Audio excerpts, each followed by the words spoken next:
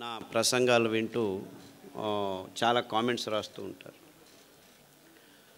ఒకచోట ఒక అబ్బాయి నాకు జస్ట్ 23-year-old అబ్బాయి ఒక చిన్న క్లిప్ పెట్టాడు నా నెంబర్కి. బెంగళూరులో 23-year-old బాయ్స్ 2.5 లక్షల రూపాయలు అదేదో మోటార్ సైకిల్ కొనుక్కున్నారట. బుర్రని తిరుగుతున్నారు. సార్ చెప్పినట్టు హెల్మెట్ పెట్టుకోకుండా యాక్సిడెంట్ పాలయ్యారు. ఇద్దరికి తలకు ఏటైంది. స్పాట్, చనిపోలేదు, హాస్పిటల్లో కోమాలో ఉన్నారు. ఆ హాస్పిటల్లో ఇలా యాక్సిడెంట్ అయ్యి కోమాకు వెళ్ళిన వాళ్ళు ఇప్పటికి 1000 మంది అడ్మిట్ అయితే ఒక్కరు బయటికి రాలేదు. అందరూ పైకి వెళ్ళిపోయారు. 3 రోజులు 4 రోజులు 5 రోజులు ఐసీలో ఉన్న తర్వాత. సో ఆ డాక్టర్లు అందరూ అక్కడికి వెళ్ళిపోయారు, ఇంకేమీ లేదు, అందరూ పిలుచుకోండి అని చెప్పి వాళ్ళ ఇంట్లో అందరికీ చెప్పేశారు. 3 రోజుల తర్వాత ఒక అబ్బాయి చనిపోయాడు.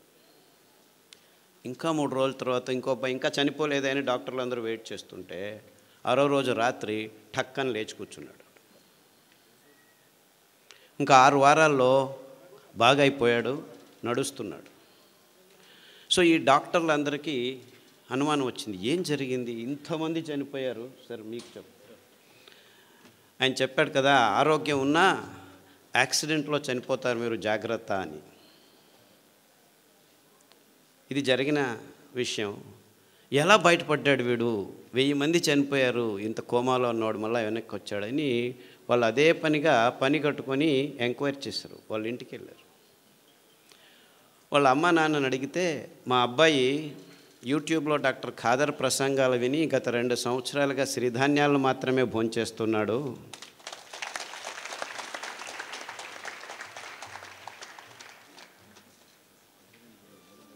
సో ఈ విషయం ఫేస్బుక్లో అబ్బాయి రాసుకున్నాడు.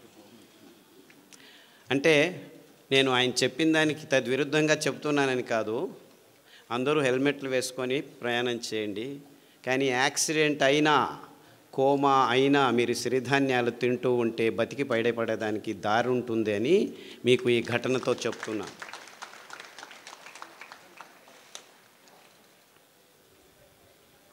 నేను గుంటకల్లోనే చదివాను. చేంతాడు చేతిలో వేసుకొని 6 కిలోమీటర్లు దూరం వెళ్ళి, ఆ చేంతాడు ఒకే బావి ఉండేది, నీళ్ళ బావి, ఆ దర్గా దగ్గర అటువైపుకి వెళ్ళేవాళ్ళం మేము. 6 కిలోమీటర్లు నడిచి పొద్దున్నే 5 గంటలకు లేచి, నేను మా అక్క బుచ్చక్క అనే పేరు ఇద్దరం 6 కిలోమీటర్లు నడిస్తే వెళ్తే చేంతాడు. నేను చిన్న పిల్లోడిని, ఇంతలాగా ఉండేవాడిని, చాలా వెరీ స్మాల్ షార్ట్ ఫెలో, ఇప్పటికూ పొట్టివాడిని. ఆ చేంతాడు ఎత్తుకొని పోయేదానికే 6 కిలోమీటర్ పోయేవాడికి కింద పడిపోయేవాళ్ళం. ఆ చేంతాడు ఎంత బరువు ఉండేది, ఎందుకంటే చేంతాడు 10 అడుగులు 15 అడుగులు కాదు, 30 అడుగులు పోవాలా లోపలికి నీళ్ళు రాయిలంటే. సో ఇద్దరం కష్టపడి 2 బిందెలు తీసుకుని వచ్చాము, చేంతాడు ఇక్కడ వేసుకొని. నీళ్ళు తాగాలంటే అంత కష్టపడాలి. సో గుంతకల్ వాళ్లకు నీళ్ళ అభావం గురించి ఎవరు ఏమీ చెప్పాల్సిన అవసరం లేదు. కానీ తమాషా ఏమిటంటే, ఇంకా మొత్తం ప్రపంచమంతా ఇంకా 6 నుంచి 10 సంవత్సరాల్లో నీళ్లు లేకుండా ఉండేది. తాగేదానికి నీళ్లు కూడా దొరకని పరిస్థితిని మనం ఎదుర్కోబోతున్నాం. అంతేకాదు, ఈ ఎలక్ట్రిసిటీ కూడా ఉండదు మీకు ఇంకొక 15-20 సంవత్సరాల్లో. బొగ్గు అయిపోతుంది, ఇంధనాలన్నీ అయిపోతున్నాయి, నీళ్లు లేకుండా ఉంటాయి. ఇప్పుడు మీరందరూ హ్యాపీగా వరి బియ్యము, గోధుమలు, చక్కెర, మాంసము, కోడిగుడ్లు తింటూ ఉన్నారు. ఇది తింటూ మీకు ఆరోగ్యం వచ్చింది అనుకున్నాం, అందరూ బాగానే ఉన్నారు అనుకుందాం, రోగాలు లేవు అనుకుందాం, ఎవరికి బీపీ లేదు, ఎవరికి డయాబెటీస్ లేదు, ఎవరికి క్యాన్సర్ లేదు, ఎవరికి హెచ్ఐవి లేదు, ఏమీ లేదు, అందరం బాగున్నాం. వరి బియ్యం చాలా మంచిది, తింటే ఏమీ రోగాలు రావు, ఇంకా ఆరోగ్యంగా ఉంటుంది అని కూడా అనుకుందాం. గోధుమలు తింటే చాలా అద్భుతంగా ఉన్నాము అనుకున్నాం. అఫ్కోర్స్ మనమందరము వెంట్రుకలకు పెయింట్లు చేసుకొని యంగ్ పీపుల్ అనుకొని తిరుగుతూ ఉంటున్నాము, అది వేరే విషయం, రోగాల గురించి తర్వాత చెప్తాను. అంటే మనం తింటున్న పదార్థాలన్నీ మంచివే, ఆరోగ్యంగానే ఉన్నామని అనుకున్నా ఈ రెండు కారణాలకి మనం వరి బియ్యం తినటం ఆపు చేయాలి, గోధుమలు తినటం ఆపు చేయాలి, చక్కెర తినటం ఆపు చేయాలి, కోడిగుడ్లు తినటం ఆపు చేయాలి, అన్నీ తినటం ఆపు చేయాలి. ఎందుకంటే నీళ్లు లేవు. ఇంకా 15 సంవత్సరాల్లో వరి బియ్యం పెంచుకునేదానికి నీళ్లు ఉండవు, కోడిగుడ్లు తయారు చేసుకునేదానికి నీళ్లు ఉండవు, చక్కెర పెంచేదానికి, చెరుకు పెంచేదానికి నీళ్లు ఉండవు, ఏమీ ఉండవు. 4 వానలు వస్తే చివరకు పెరిగేది ఈ సిరిధాన్యాలే. అంటే వీళ్ళందరూ చెప్తున్నారు రుచిగా చేయండి, ఇది చేయండి, అది చేయండి. అవంతా ఏమీ అవసరం లేదు. ఇంకో 10 సంవత్సరాలు మీరు అందరూ కళ్ళు మూసుకొని నీళ్లు లేని పరిస్థితిని ఆలోచించుకోండి. కోర్స్ నా దురదృష్టం, గొంతుకలలో వచ్చి నీళ్లు లేని పరిస్థితిని ఆలోచించండి అని చెప్తే వీడు పిచ్చోడు మాకు చెప్తున్నాడు అనుకుంటారు. నేను అనుభవించాను. కానీ ప్రపంచమంతా ఇదే స్థితికి రాబోతుంది ఇంకో 10-15 సంవత్సరాల్లో. ఈ డ్యాములు కట్టినారు, ఏమీ లాభం లేదు. డ్యాముల్లో నీళ్లు ఉంటాయి కదా మీరు ఎత్తిపోసేది. ఆ నీళ్లు లేని పరిస్థితుల్లో మొత్తం ప్రపంచమంతా హాహాకారాలతో, ఆకలి మంటలతో భయానక స్థితిని ఒక్కసారి కళ్ళు మూసుకొని ఊహించండి. ఆ స్థితి నుంచి దూరం కావాలంటే మనం 20 సంవత్సరాల ముందే ఎంత మంచివైనా, గోధుమలు మంచివే అని చెప్తున్నాను, చక్కెర మంచిదే అని చెప్తున్నాను, ఏమి రోగాలు రావట్లేదని చెప్తున్నాను, ఇదంతా ఇమాజినరీ కండిషను. కోర్స్ ఇప్పుడు ఉన్నది అన్ని రోగాలే అనేది ఇంకొక 5 నిమిషాల్లో మాట్లాడతాను. కానీ సిరిధాన్యాల మహత్వము జస్ట్ మీ ఆరోగ్యానికి కోసం కాదు, మీ పిల్లల ఆరోగ్యం కోసం కాదు, ప్రకృతి కోసం కాదు. ప్రకృతిని మీరు రక్షించాల్సిన అవసరం లేదు.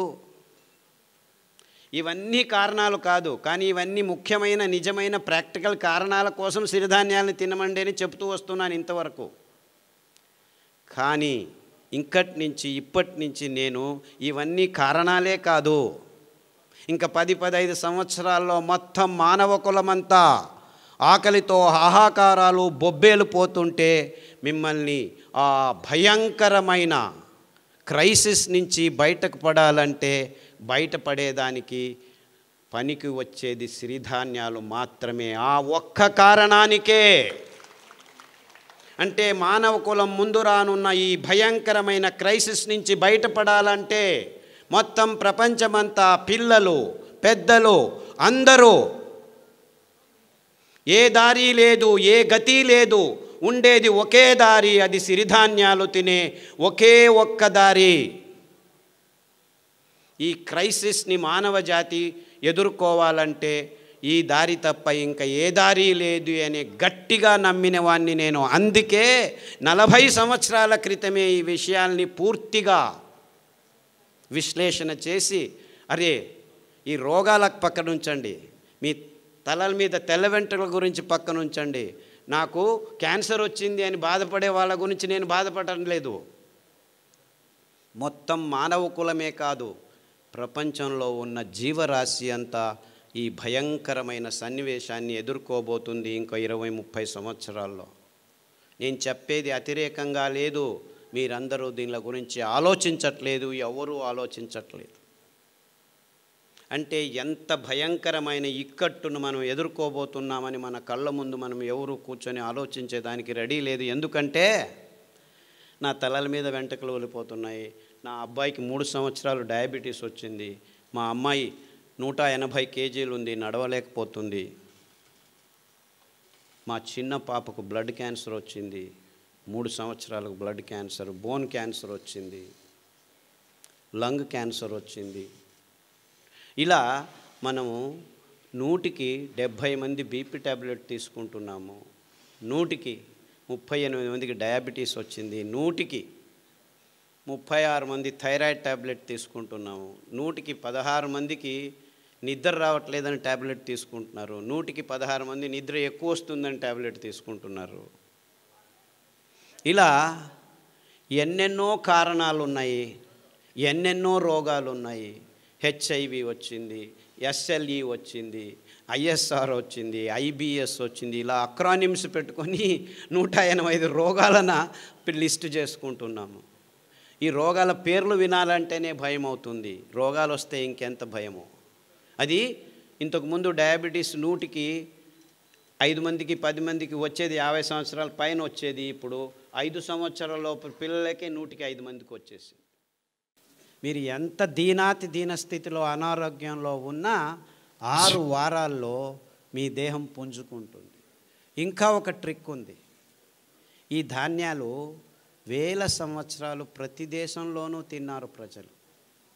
మీరు అనుకున్నట్టు మన దేశంటి కాదు ఇవి, మన దేశంలోనూ ఉన్నాయి, వేరే దేశాల్లోనూ ఈ భోజనాలే చేస్తున్నింది ప్రజలు. ఇటాలియన్ మిల్లెట్ అంటారు ఏదాన్ని, కొర్రల్ని. అండు కొర్రల్ని అమెరికన్ మిల్లెట్ అంటారు. ఆఫ్రికన్ మిల్లెట్ అంటారు లిటిల్ మిల్లెట్ని, అంటే సామెల్ని. ఊదుల్ని జర్మనీస్ మిల్లెట్టు, జాపనీస్ మిల్లెట్టు, రష్యన్ మిల్లెట్టు అంటారు. ఇన్ఫ్యాక్ట్ ఊదుల్లో చాలా రకాలు ఉన్నాయి, అన్నీ ఊదులే. రష్యన్ మిల్లెట్ వేరే, జర్మన్ మిల్లెట్ వేరే, జాపనీస్ మిల్లెట్ వేరే, అన్నీ ఊదులే. బోర్నియాడ్ మిల్లెట్ అంటారు. అరికలు కోడో మిల్లెట్ అంటారు. హిమాలయ కొండ చర్యల్లో యథేచ్ఛగా ఇప్పటికీ పెరుగుతున్నాయి. అంటే అక్కడివి అక్కడి నుంచి ఇక్కడికి వచ్చాయి కాదు, అక్కడ ఉన్నాయి ఇక్కడ ఉన్నాయి, వేల సంవత్సరాల క్రితమే ఉన్నాయి. ఎందుకంటే దీనికి ఆర్కియలాజికల్ ఎవిడెన్సెస్ మొన్ననే దొరికాయి. ఈ C4 ఫుడ్స్ అంటారు దీన్ని. ఈ కొన్ని వేల కడాబా అనే ఒక ఆఫ్రికా దేశంలోనూ అక్కడి నుంచి ఆర్కియలాజికల్ వేల 15,000 సంవత్సరాల క్రితం వాళ్ళ ఆ పండ్ల చిగుళ్ళను గమనిస్తే C4 ఫుడ్స్, అరికలు, కొర్రలు, అండు కొర్రలు కనిపించాయి. అర్థమవుతుందా నేను చెప్పేది? అంటే ఈ తజ్ఞులు ఆ దేశం నుంచి మన దేశానికి వచ్చింది, ఈ దేశం నుంచి ఆ దేశానికి లేదు. మనకు ముందు సంపర్కం ఉండేది కాదు. ఖండాంతరాల్లో అంతెందుకు గుంతకలు వాళ్లకు వింధ్య పర్వతాల వెనపకాయ ఉండేది తెలియదు ముందు. అంటే ఎక్కడి వాళ్ళు అక్కడ ఉండేవాళ్ళు. ఆయా జాగాల్లో ఆయా నీళ్లకు ఆయా గాలికి ఏదేది పెరుగుతుందో దాన్నే తింటూ ఉండేవాళ్ళు. అదే నిజమైన ఆహారం. అలాంటి అద్భుతమైన ఆహార పద్ధతిని అంతా నాశనం చేసుకొని ప్రపంచమంతా బియ్యం గోధుమలు తింటున్నారు. అదే అవైజ్ఞానికమని ఎవరికీ అర్థం కావట్లేదు. ఎందుకు వచ్చింది? ఈ కంపెనీల హితాశక్తి కోసం అందరూ కాఫీలు, టీలు, బియ్యము, గోధుమలు, పాలు, చక్కెర తింటున్నామని ఎవరికి అర్థం కావట్లేదు. నేను పాలు తాగొద్దా, పాలు తాగొద్దా, బియ్యం తినొద్దా, గోధుమలు తినొద్దా, ఇంకేం తినాలి, మన్ను తినాలా? అందరూ ఈ ప్రశ్న అడుగుతారు నన్ను. అరే 150 సంవత్సరాల క్రితం వెళ్తే ఎవరికి తెలియకుండా ఇవన్నిటిని పెంచుకొని అందరూ తినేవాళ్ళు, వాళ్ళకు రోగాలు ఉండేవి. ఈ ఒక్క విశ్లేషణతోనే నేను ఈ ధాన్యాల్ని వెతకడం మొదలుపెట్టాను. 30 సంవత్సరాల క్రితం అమెరికా వదిలిపెట్టి పల్లెల్లో తిరిగి ఈ విత్తనాలని తీసుకొచ్చి మా ఇంటి వెనక పెరట్లో కొద్దిగా పెంచి మళ్ళా రైతులకిచ్చి ఆ ధాన్యాన్ని నేనే కొనుక్కొని రోగులకిచ్చి బాగవటం. మొత్తం 8 సంవత్సరాలు నేను ఒక్క మాట మాట్లాడలేదు. నేను ఆలోచించింది కన్ఫర్మ్ కరెక్ట్ అని తెలిసిన తర్వాత పల్లెకు వెళ్ళి మాట్లాడడం మొదలుపెట్టాను. వేల మంది రోగులకు బాగా అయిన తర్వాత చెప్పడం మొదలుపెట్టాను. SLE, HIV, ఇప్పటికి ఎంతమంది HIV పేషెంట్లు. నేను మొన్న ఇక్కడి నుంచి బెంగళూరు నుంచి హిందూపూర్కి వస్తుంటే 4 పేషెంట్లు ఫోన్ చేశారు. సార్ మీరు చెప్పిన ఈత ఆకు కషాయము, బిల్వ ఆకు కషాయము, గరిక కషాయం తాగుతున్నాము, అరికెలు, సామెలు, గంజి తాగండి. గంజి గురించి చెప్పబోయే చాలా వేల సంవత్సరాల క్రితము ఈ విసిరేది దంపేది రాళ్ళు లేవు, అప్పుడు ఇంకా తెలియదు. ఆ కింద పడిన ధాన్యాన్ని ఎచ్చుకొని వచ్చి నీళ్ళలో నానబెట్టి వండుకొని గంజి తాగేవాళ్ళు. గంజి తాగేదానికి కూడా టైం ఉండేది కాదు. ఇది వెరుకునేదానికి పనలేకపోతే ఆ గంజి పొద్దుటి నుంచి సాయంకాలం వరకు ఉంటే అది చద్ది గంజి, అంబలి. అందులో బ్యాక్టీరియా పెరిగేది. ఆ బ్యాక్టీరియా మన పొట్టలకి అతి ముఖ్యమైనది. అతి రోగ నిరోధక శక్తిని మన దేహంలో పెంచేది. ప్రోబయోటిక్స్ అని ఈ మధ్య కొత్తగా మొదలుపెట్టారు ఈ డాక్టర్లు, ఇంజనీర్లు అందరూ. ఎప్పుడో మా తాత ముత్తాత కాలంలోనే చద్దిగంజలు తాగరా వెధవా ఆరోగ్యంగా ఉంటామని మా అవ్వ చెప్పేది. తిప్పారెడ్డిపల్లెలో, ఇక్కడే తిప్పారెడ్డిపల్లె. కొర్రగంజి పొద్దున్న చేసి రాత్రి తాగు, రాత్రి చేసి పొద్దున్న తాగు అనేది. అదెందుకు? పొద్దున్న చేసి పొద్దునే తినచ్చు కదా, నీకు తెలియదులే, రాత్రి తాగు అనేది. దాంతో కావాలంటే ఈ ఎర్రగడ్డ కొరుక్కో అని చిన్నది సాంబార్ ఉల్లిపాయ ఉండేది, దాన్ని ఇచ్చేది అనమాట. అమేజింగ్లీ ఆ ఉల్లిపాయ తింటే మీలో ఉన్న అన్ని అలర్జీస్ మాయమైపోతాయి. గోరుకునేది సిట్రజిన్ వేసుకునేది. ఎప్పుడు చూడు ఎరుకుంటూ ఉంటే సిట్రజిన్ వారానికి ఒకటి పోయి 2 రోజులకు ఒకసారి అయిపోయి రోజుకు 2 సార్లు వేసుకున్నా కానీ ఆపితే చాలు గీరుకుంటూ ఉంటారు. ఆ అలర్జీస్ అన్నీ వారం రోజుల్లో మాయమైపోతాయి. మీరు అరికల గంజి, ఈ ఉల్లిపాయ రసం, 4 ఉల్లిపాయలు ఉడికించి ఆ రసం తాగితే చాలు 6 వారాల్లో మీకు ఈ అలర్జీస్, పొద్దున్న లేస్తే తుమ్మేది, చెవులో నొప్పి వచ్చేది, పాలు తాగేసి ఆపేసి ఈ కషాయాలు తాగండి. అంతెందుకు ఉచ్చలు, రాత్రి లేచిందే, పోసిందే, ఇంత పోసేది వచ్చేది, ఇంత పోసేది రాదు బయటికి.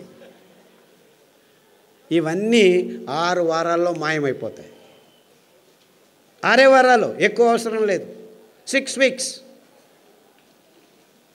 అని డాక్టర్ల దగ్గర పోతే ప్రోస్టేట్ ఊతో వచ్చింది నాయన తీసేస్తాం రా అంటాడు. తీసేసిన తర్వాత మళ్ళీ అదే ప్రాబ్లం, ఇంకొకటి ఏదో కారణం, ఇంకేం కారణము, నరాలు దౌర్బల్యం ఉన్నాయి అక్కడ.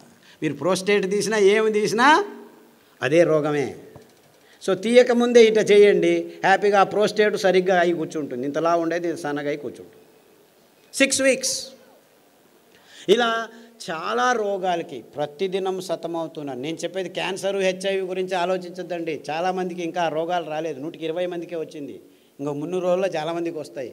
కానీ వేరే వాళ్ళకు మైగ్రేన్ అండి, తలనొప్పి, ఇటువైపు వస్తుంది, వాంతికి వస్తుంది, మళ్ళా వస్తుంది. ముట్టయినప్పుడు ఆడపిల్లలందరూ కింద బడి ఎంత నొప్పులో, నో ప్రాబ్లం, ఒక ట్యాబ్లెట్ వేసుకో, ఎన్ని రోజులు వేసుకుంటూ ఉండు, కిడ్నీ లేచిపోయేంత వరకు వేసుకోవాలి. కిడ్నీలు లేచిపోతున్నాయి ఆడవాళ్ళకి, ముట్టు ప్రాబ్లమ్స్ కోసం పెయిన్ కిల్లర్స్ తీసుకొని, నో ప్రాబ్లం, డయాలిసిస్ యూనిట్ ఉంది, రండి. And this is science for you. ఈ డాక్టర్ల దగ్గర చుట్టూ తిరుగుతుంటే మీకు ఏం దొరుకుతాయి? ట్యాబ్లెట్లు, ఆపరేషన్లు, అంతకంటే ఎక్కువ ఏం దొరకదు. ఆరోగ్యం దొరకదు, ఆరోగ్యం ఆసుపత్రుల్లో లేదు. వద్దులేండి, చప్పట్లొద్దు, ఆలోచించండి, అంతే చాలు. ఇంకా ఎలక్షన్లు రాబోతున్నాయి, రాజకీయ నాయకులు వస్తారు, చప్పట్లు దాచిపెట్టుకోండి.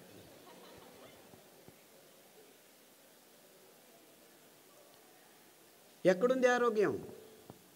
మన కొర్రల్లో ఉంది, మన కానుగ కషాయంలో ఉంది, మన పారిజాత పువ్వుల్లో ఉంది, మన రావి చెట్లల్లో ఉంది, మన కానుగ చెట్లల్లో ఉంది, అండు కొర్రల్లో ఉంది, ఊదుల్లో ఉంది.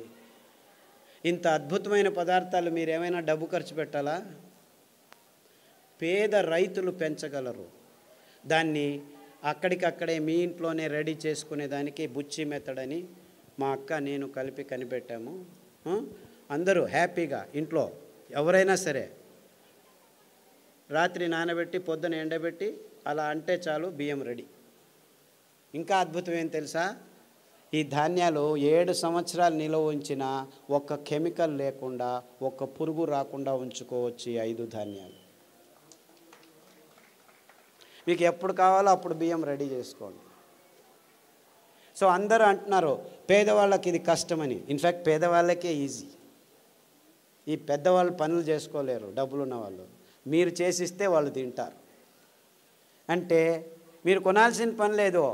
2 ఎకరాల మెట్ట భూమి ఉంటే పెంచుకోండి, ఇంట్లో పడేసుకోండి. ఎప్పుడు కావాలంటే ఆ మిక్సీలో 1 కేజీ రెడీ చేసేదానికి మీకు 20 కేజీలు 2 గంటల్లో పని చేసుకోవచ్చు. ముందులాగా దంచాలి, విసరాలి అని ఏమీ లేదు. కావాలంటే మీకు డబ్బు కావాలంటే మీరే రెడీ చేసి పక్కనున్న ఊరికి అందజేయచ్చు. 10 మంది కూర్చొని ఆడవాళ్ళు పనిచేస్తే దగ్గర దాదాపు 500 కిలోలు రెడీ అవుతాయి. ఆ పని బాలన్ గారు చేసి చూపించారు. ఇక్కడ అనంతపూర్లో భానుజ అని ఇంకొక మహిళా సంఘం వాళ్ళు చేస్తున్నారు. అంటే పేదవాళ్ళకి ఇవి అతి చౌకగా, ఎవ్వరి హంగామా లేకుండా పెంచుకొని ఇంట్లోనే తయారు చేసుకొని తినేంత వరకు మేము అన్ని రకాలుగా ఏర్పాటు చేశాము. మీరు చేసుకోవాలి అంతే. అంటే పేదవాళ్ళకి ఏమీ ఇబ్బంది లేదు. ఇంకా కొనుక్కునే వాళ్ళకే 100 రూపాయలు ఆ కేజీ, 150. యాక్చువల్లీ రైతులకు మీరు 10 రూపాయలు, 11 రూపాయలు మధ్యవర్తులు తింటున్నారు మధ్యలో. అయినా కానీ 100 రూపాయలు ఇచ్చి కొన్న 1 కేజీ 10 మంది తినొచ్చు మీరు. ఎందుకు? ఇందులో పీచు మధ్యలో ఉంది. నానబెడితే, రాత్రి నానబెట్టి పొద్దున వంట చేస్తే 1 కేజీ బాగా వికసించి అరలితే మీరు 10 మంది తినొచ్చు అనమాట. అదే బియ్యం అయితే వరి బియ్యము కేజీకి 4 తిని ముగించేస్తాం అన్నమాట. అంటే 1 కేజీకి 4, ఇక్కడ 1 కేజీకి 10 మంది, వీడు 30 రూపాయలు కేజీ అనుకో, 30 × 2.5 కేజీలు అంటే అది అంతే అయింది కదా. ఆ బియ్యం తిన్న తర్వాత మీరు ఎక్కడికి పోతున్నారు? ఆసుపత్రిలో చుట్టూ తిరుగుతున్నారు. ఈ బియ్యం తింటే మీరు రైతుల దగ్గరికి వెళ్ళచ్చు. అంటే నిజంగా మీరు ఎవరి చుట్టూ తిరగాలి? ఆరోగ్యం కావాలంటే ఎవరి దగ్గరికి వెళ్ళాలి మీరు? ఇన్ఫ్యాక్ట్ నిజంగా మనకు ఆరోగ్యం కావాలంటే ఆ రైతుల వైపు మన ముఖం చూపించాలి, వాళ్ళను గౌరవించాలి, వాళ్ళు పెంచే ధాన్యానికి విలువ ఇచ్చి భక్తితో తీసుకుంటే వాళ్ళు బాగుపడతారు, మనము బాగుపడతాం. అర్థమవుతుందా?